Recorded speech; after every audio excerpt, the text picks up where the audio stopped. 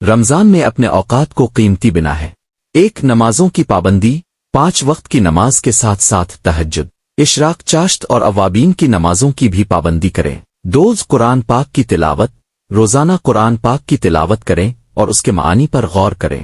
3 دعائیں اور اذکار، صبح و شام کے اذکار، تسبیحات اور مسنون دعائیں پڑھیں۔ 4 استغفار اور توبہ، اللہ سے مغفرت طلب کریں اور اپنے گناہوں سے توبہ کریں۔ 5 صدقہ و خیرات، ضرورت مندوں کی مدد کریں اور دل کھول کر صدقہ دیں۔ 6 علم حاصل کریں، اسلامی کتب پڑھیں، مستند علماء کے بیانات سنیں۔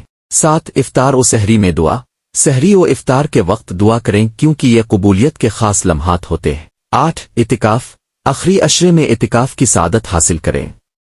9 شب قدر کی تلاش، رمضان کے آخری عشرے میں تاک راتوں میں خصوصی عبادت کریں۔ 10 وقت کا منصوبہ بنائیں، اپنے روزمرہ کے کاموں کو اس طرح ترتیب دیں کہ عبادت کے لیے زیادہ وقت ملے۔ 11 موبائل کا استعمال کم سے کم کریں۔